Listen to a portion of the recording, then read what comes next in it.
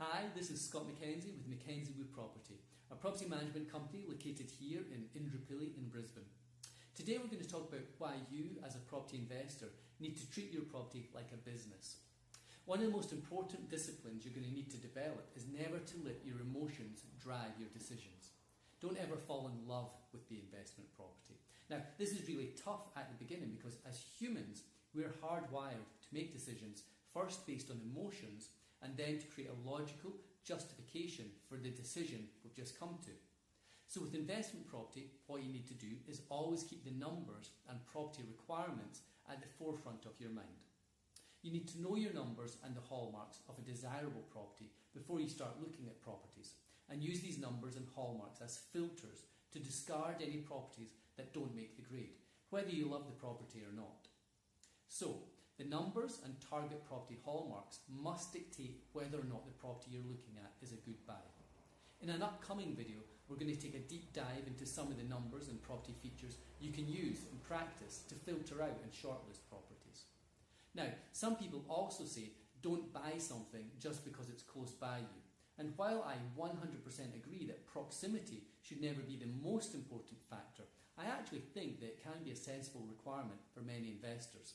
And that's because, as a serious investor, you should be looking at dozens and possibly hundreds of properties before you buy.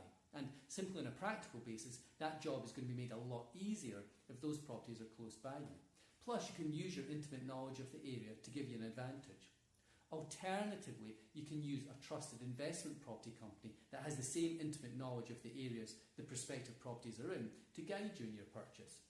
One nice thing about selecting a property that is far away from you is it removes the temptation to be a hands-on investor and, for example, to squander your time driving past your property on a regular basis just to keep an eye on things. That should all be the job of your property management company if you're approaching investments like a business.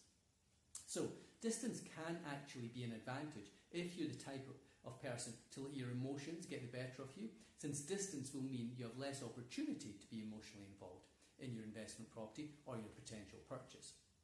So to recap, as a serious investor, you need to treat your property like a business and put in place strict policies and procedures that keep you on track when you're hunting for a new investment property, and then remove you from the day-to-day hassles of managing the property so it stays an investment and doesn't become an extra job.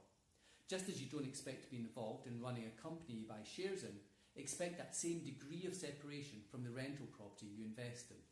As ever, if you have any questions, give me a call. This is Scott with McKenzie Wu Property.